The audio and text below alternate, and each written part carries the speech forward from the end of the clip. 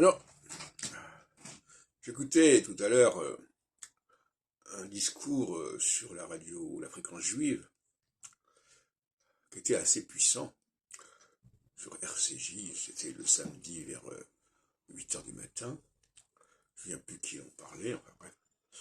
Mais ça m'a fait réagir, parce que ce discours se terminait vers une apologie et une propagande sioniste. Et je pense que c'est un contresens. Alors, je prendrai l'exemple du livre de l'Exode et le fameux chapitre 3, où Dieu s'adresse à Moïse, et il lui dit adresse-toi à ce peuple, à mon peuple. Et vous savez que le livre de l'Exode est un ouvrage qui est contrefait, d'une certaine manière, et qui est l'œuvre des Israélites, puisqu'ils le disent eux-mêmes, et ce sont les Bnei Israël qui sont au cœur de cet ouvrage. Et même les 10 commandements, le Shabbat, c'est une revendication sociale, qui est celle de cette population opprimée, et non pas celle des Juifs dominants. Et ce que je voulais dire, c'est que dans ce schéma d'un homme seul, désigné et destiné à conduire, à guider un peuple, je vois là, au contraire, l'image du juif. Parce que, vous savez, les structures peuvent être récupérées par les uns et par les autres. Les modèles peuvent être récupérés par les uns et par les autres.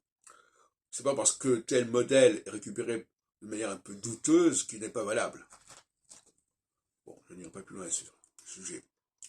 Mais si on ne comprend pas que le chef est seul face à un collectif, et que cette solitude, ce caractère minoritaire de l'élite, a ses avantages et ses inconvénients, bien évidemment.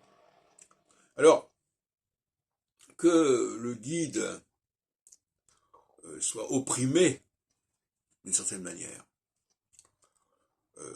par la masse, c'est dans la logique des choses. Il faut assumer sa propre condition.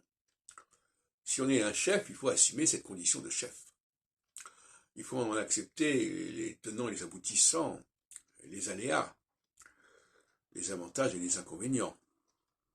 Autrement, c'est pas sérieux. Donc, le personnage de Moïse, pour moi, est l'archétype du juif. Et d'ailleurs, c'est aussi quelque part l'archétype de Jésus. Parce que Jésus est envoyé vers les Israélites, vers les Galiléens. Et quelque part, il en devient le roi des Israélites et même le roi d'Israël. Car il le dit lui-même, je suis venu pour la maison d'Israël, ce qui veut dire qu'il n'en fait pas partie. Et au début des Actes des Apôtres, il est demandé quand reviendra le royaume d'Israël. Donc la formule INRI, Jésus de Nazareth, RI, pour moi, ça veut dire roi d'Israël, en fait. Pas roi des Juifs, pas du tout la même chose. Le I étant l'initiale aussi bien des Israélites que des Juifs, puisque c'est la même lettre, le I, le J, le Yud, etc.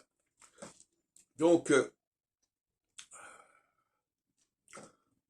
le Juif doit rechercher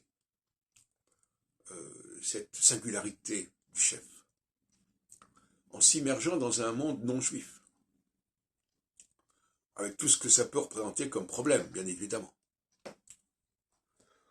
Et le discours que j'entendais tout à l'heure va exactement à l'envers de ça. Et pourtant, Et pourtant, en même temps, ce discours cite Einstein, Marx, Freud, Jésus, Moïse, etc. On peut savoir ce qu'on veut. Hein. Alors, soit on plaide pour ces personnages, ces guides, qui ont travaillé dans des directions très différentes les unes des autres, ou bien alors on plaide pour le peuple. Mais le peuple, c'est autre chose. Le peuple, qu'est-ce que ça veut dire? Le peuple, moi je considère quelque part qu'il n'y a pas de peuple juif. Ce sont les juifs vont vers les peuples, sont les guides des peuples en tant qu'individus. Alors on peut éventuellement utiliser cette expression peuple parce qu'on peut l'utiliser dans tous les sens du terme. On peut dire peuple au lieu de race, au lieu de religion, etc. Mais en tout cas, c'est pas un peuple comme les autres, en aucune façon. C'est un vivier, si on peut dire. C'est un facteur géniteur. C'est de là que sortent les guides. Mais il n'est pas censé fonctionner comme un peuple.